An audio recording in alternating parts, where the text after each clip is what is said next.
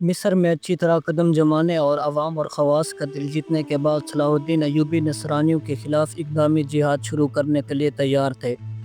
ان کے نزدیک یہی وہ مقصد تھا جس کے لیے اللہ تعالیٰ نے انہیں حکومت اور قیادت سے نوازا تھا۔ ویسے بھی دمیات پر فرنگیوں کے حملے نے عیسائی ریاستوں پر جارحانہ حملوں کا جواز پیدا کر دیا تھا۔ صلاح الدین ایوبی نے اس موقع محل کو پیش نظر رکھتے ہوئے ربیع الاول 566 ہجری میں جہاد فی سبیل اللہ کی اس عظیم مہم کا آغاز کر دیا، جس نے ان کی زندگی کو ہر آنے والے مسلم فاتح کے لیے قابل رشک بنا دیا۔ صلاح الدین ایوبی کے ان حملوں کا آغاز مصر اور شام کے درمیان انتہائی اہم نقطے پر واقع شہر اسقلان سے ہوا۔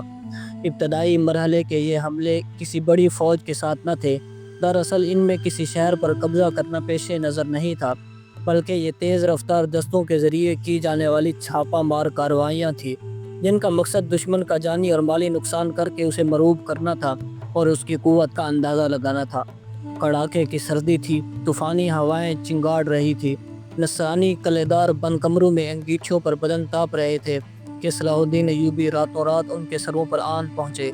انہوں نے پہلے اسقلان پر حملہ کیا اور دشمن کے سنبھلنے سے پہلے رملہ کی طرف نکل گئے۔ اس کے بعد مزاحمت کرنے والے عیسائی دستوں کو پسپا کرتے ہوئے غزہ پر دھاوا بول دیا۔ فرنگیوں کا بادشاہ ایلمرک، جو اپنے شہروں کو بچانے کے لیے تیزی سے ادھر آ رہا تھا، مجاہدین اسلام سے نبرد آزما ہوا، مگر اسے شکست ہوئی۔ وہ خود گرفتار ہوتے ہوتے بچا اور سر پر پاؤں رکھ کر بھاگا۔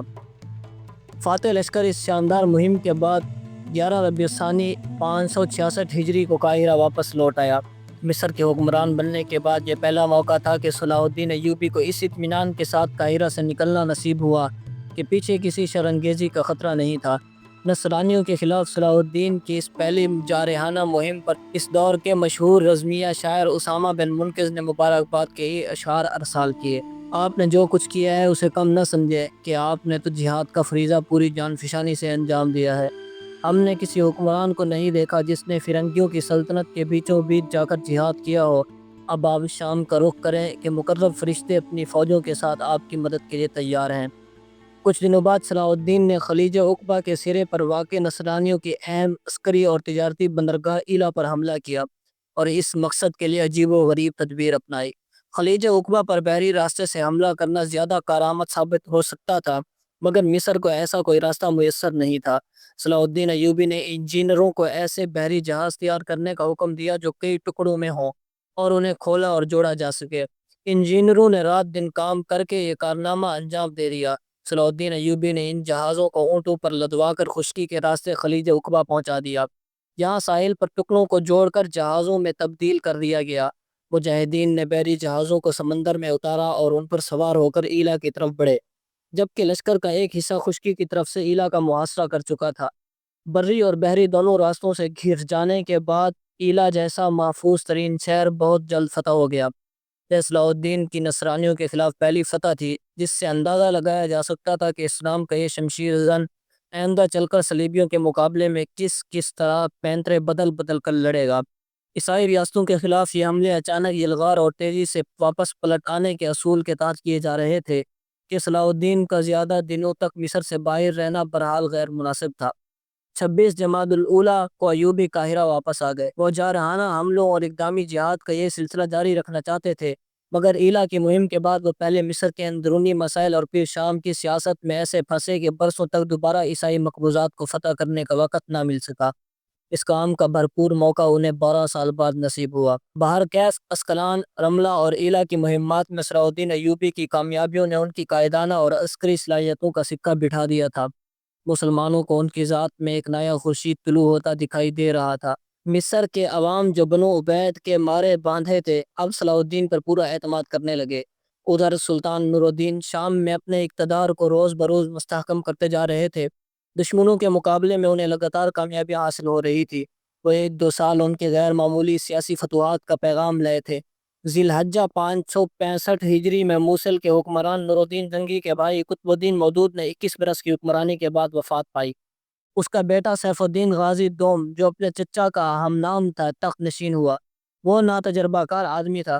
اس کمزوری سے فائدہ اٹھاتے ہوئے فخر الدین عبد المسیح نامی ایک نصرانی افسر نے، جو قطب الدین مودود کے زمانے کے بھی حکومتی نظام پر حاوی تھا، کاروبار سلطنت اپنے ہاتھ میں لے لیا۔ مگر عوام اس کی بدسیرتی، سخت مزاجی اور مظالم سے تنگ تھے۔ اس لیے سلطان نور الدین نے براہ راست موصل کی سیاست میں دخل لینے کا فیصلہ کیا اور فوج کشی کر کے 13 جمادی الاولیٰ 566 ہجری کو موصل اپنے قبضے میں لے لیا۔ موصل کے عمرا نے سلطان کے سامنے سر تسلیم خم کر دیا اور فخر الدین عبد المسیح ملکی سیاست سے بے دخل ہو گیا۔ سلطان نور الدین نے حکومت اپنے بھتیجے سیف الدین غازی ہی کے پاس رہنے دی، مگر یہ حکومت اب سلطان کی سرپرستی میں کام کرنے کی پابند تھی۔ یہ نور الدین کی بہت بڑی سیاسی فتح تھی۔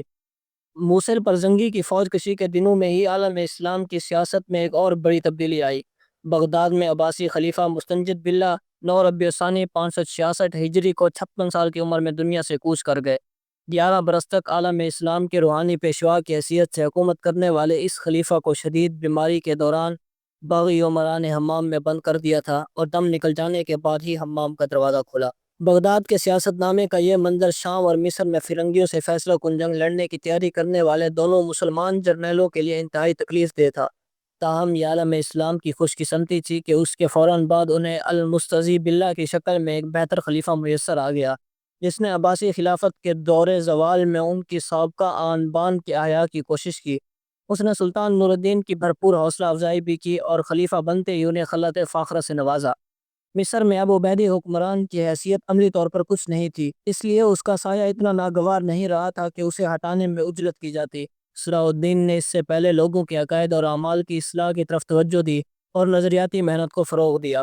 2 صدیوں سے مصر پر حکومت کرنے والے عبیدی حکمرانوں کے مذہبی رجحانات نے عوام کی اکثریت کو بڑی حد تک متاثر کیا تھا۔ لوگ شاعر سنت کی جگہ بدعت کے عادی ہو چکے تھے۔ ان کی ذہنی تطہیر وقت کی اہم ضرورت تھی۔ صلاح الدین ایوبی نے اس مقصد کے لیے جگہ جگہ دینی مدارس قائم کیے۔ قاہرہ اور فسطاط میں کسی سابق ناظم شہر نے 2 قید خانے تعمیر کرائے تھے۔ صلاح الدین ایوبی نے انہیں منہدم کرا وہاں فقہ شافعی کے 2 مدارس قائم کر دیے۔ ایسا ہی ایک اور بڑا مدرسہ دارالعدل کے نام سے تعمیر کیا۔ ایوبی کے نوجوان اور پرجوش بھتیجے تقی الدین عمر نے بھی قاہرہ میں کچھ مکانات خرید کر ایک شافعی مدرسہ کھولا اور اس کی آمدن کے لیے جائیداد بھی وقف کر دی۔ مصر کی عدالتوں میں شیعہ فقہ کے مطابق فیصلے ہوا کرتے تھے۔ اکثر قاضی شیعہ تھے۔ صلاح الدین نے عوام کے دل جیتنے اور ان کی ذہنی تربیت کرنے کے بعد اگلے قدم کے طور پر تمام شیعہ قاضیوں کو معزول کر دیا اور ان کی جگہ شافعی مسلک کے اہل سنت علماء کو قاضی مقرر کرنے کا فیصلہ کیا۔ چونکہ اس اقدام کے رد عمل کا خطرہ بہرحال موجود تھا، اس لیے سب سے پہلے ایک شافعی عالم شیخ صدر الدین عبد الملک بن درباس کو جج مقرر کیا گیا۔ جب عوام اور خواص نے اسے خاموشی سے قبول کر لیا تو 20 جمادی الثانیہ 566 ہجری کو پورے ملک میں سنی فقہا کو قاضیوں کے عہدے دے دیے گئے۔ اتنا بڑا انقلاب اس طرح چپ چاپ آیا کہ کسی کونے سے کوئی آواز نہ اٹھی۔ یقیناً صلاح الدین ایوبی کی کامیاب حکمت عملی کا اثر تھا کہ وہ اس سے قبل جہاد اور علم دین کے فروغ کے ذریعے لوگوں کے رجحانات بڑی حد تک تبدیل کر چکے تھے۔ شرعی قوانین کے نفاذ اور دینی مدارس کے قیام کے بعد صلاح الدین کے لیے یہ ذرا بھی مشکل نہ تھا کہ وہ مصر سے عبیدیوں کے اقتدار کو ختم کر دیں، مگر وہ اس کے لیے زیادہ مناسب وقت کا انتظار کر رہے تھے۔ 556 ہجری میں صلاح الدین نے شہروں کے حفاظتی انتظامات پر خطیر رقم خرچ کی۔ 23 شعبان کو وہ اپنے دور حکومت میں پہلی بار سکندریہ گئے اور اس کی فصیل کو عصر نو تعمیر کرایا۔ اسی سال قاہرہ کی فصیل کو بھی مستحکم کرایا۔ ان پرامن دنوں میں سلطان کو بالائی مصر میں بدوؤں کی لوٹ مار اور شرانگیزی کی اطلاع ملی تھی۔ اس مہم کو سلطان کے بھائی توران شاہ نے بڑی مستعدی سے انجام دیا اور ان کی سرکشی کا زور توڑ دیا۔ یہ مہم جمادی الثانیہ میں شروع ہوئی اور 10 رمضان 566 ہجری کو توران شاہ کی قاہرہ واپسی ہوئی۔ صلاح الدین نے اسی سال توران شاہ کو بوش، چیزہ اور سمنود کی جنگیریں دی۔ نئے ہجری سال 567 ہجری میں عالم اسلام کی سیاست میں ایک غیر معمولی تبدیلی رونما ہوئی۔ 2 صدیوں سے مصر میں جمعے کے خطبے میں نام نہاد عبیدی خلیفہ کے لیے دعا کی جاتی تھی، جبکہ باقی عالم اسلام میں عباسی خلیفہ کے لیے دعا کا دستور تھا۔ اب چونکہ بنو عبید کی خود ساختہ خلافت کا چراغ ٹمٹما رہا تھا اور آزد کا امور حکومت سے کوئی تعلق نہیں رہا تھا، اس لیے مناسب تھا کہ باقی اسلامی ملکوں کی طرح وہاں بھی جمعے کے خطبے میں عباسی خلیفہ کا نام لیا جائے۔ دوسرے لفظوں میں مصر اپنی سیاسی اور روحانی وابستگی بنو عبید سے ختم کر کے بنو عباس سے قائم کر لے۔ یہی عباسی خلیفہ کی مرضی تھی اور اس کے حکم پر نور الدین زنگی نے صلاح الدین کو اس اقدام کی تاکید کر دی تھی۔ سلطان نور الدین کو یقین تھا کہ مصر میں صلاح الدین ایوبی کے قدم اتنے جم چکے ہیں کہ مصر کا سفینہ سیاست کسی بھنور میں پھنسے بغیر اس مقام سے گزر جائے گا۔ اسی خیال کے تحت نور الدین زنگی نے صلاح الدین ایوبی کو حکم نامہ ارسال کیا کہ مصر کی جامع مسجد میں آزد کی جگہ آئندہ سے عباسی خلیفہ المستضی کا نام لیا جائے۔ صلاح الدین ایوبی ان تاکیدی حکم ناموں سے شش و پنج میں پڑ گئے۔ وہ جانتے تھے کہ مصر میں ایسی تبدیلی ناگزیر ہے اور انہیں یہ بھی یقین تھا کہ عبیدی حکومت کا یہ دم واپسی ہے، مگر اس کے باوجود وہ انہیں ابھی مزید انتظار کرانا چاہتے تھے۔ اتنا بڑا قدم اس قدر جلد اٹھا لینا ان کے نزدیک دانش مندی نہ تھا، اس سے مصری امراء کی بدظنی کے علاوہ رائے عامہ کی مخالفت کا بھی اندیشہ تھا۔ وہ کم از کم اس اقدام کو عازد کی موت تک مؤخر کرنا چاہتے تھے، مگر نئے خلیفہ المستضی کی جانب سے نور الدین زنگی پر دباؤ تھا کہ مصر میں عباسیوں کا خطبہ جاری کر دینا چاہیے۔ اس سے قبل جب سلطان نور الدین نے نجم الدین ایوب کو مصر روانہ کیا تھا تو ساتھ ہی صلاح الدین ایوبی کے نام اس مضمون کا مراسلہ بھیجا تھا کہ مصر میں عباسی خلفاء کا خطبہ شروع کیا جائے۔ یہ پہلا موقع تھا کہ نور الدین زنگی اور صلاح الدین ایوبی کے درمیان اختلاف رائے ہوا تھا۔ دونوں اپنے اپنے طور پر امت کی بہتری چاہتے تھے، اگر ان میں سے زیادہ درست رائے کس کی تھی؟ آنے والے وقت نے واضح کر دیا کہ اگر صلاح الدین ایوبی کی رائے پر عمل کیا جاتا اور عبیدی خلافت کو ختم کرنے میں تدریجی انداز اختیار کیا جاتا تو بعد میں ان شورشوں اور بغاوتوں سے پالا نہ پڑتا جو بنو عبید کے حامی برپا کرتے رہے۔ بہرکیف سلطان نور الدین واضح طور پر یہ سمجھتے تھے کہ مصر پر شامیوں کے تسلط کا لازمی نتیجہ خلافت بنو عبید کے خاتمے کی صورت میں نکلنا چاہیے، اور یہ کام جتنی جلد انجام پائے بہتر ہے۔ جب صلاح الدین ایوبی کی جانب سے حکم کی تعمیل میں تعمل ہوتا رہا تو سلطان نور الدین نے پے در پے اس قسم کے تاکیدی خطوط بھیجے اور اس سلسلے میں سلطان کو کسی تاخیر کی اجازت نہ دی۔ صلاح الدین ایوبی کے لیے مصر کی وزارت ویسے بھی کوئی آسان کام نہ تھا، کیونکہ وہ ایک ہی وقت میں دو ایسے عہدوں پر فائز تھے جن میں ان کی باغ دو متضاد نظریات رکھنے والی شخصیات کے ہاتھ میں تھی۔ تاہم عبیدی سربراہ کی کمزوری کے پیش نظر صلاح الدین کے لیے اس سے معاملات کو نبھانا اتنا مشکل نہ تھا، مگر اپنے طاقتور بادشاہ کے نائب کی حیثیت سے کسی سرکاری حکم کو مسترد کرنا ان کے لیے بہت ہی دشوار تھا۔ آخرکار صلاح الدین ایوبی نے اس بارے میں اپنے امراء سے مشورہ کیا، وہ بھی کسی فیصلے پر متفق نہ ہو سکے۔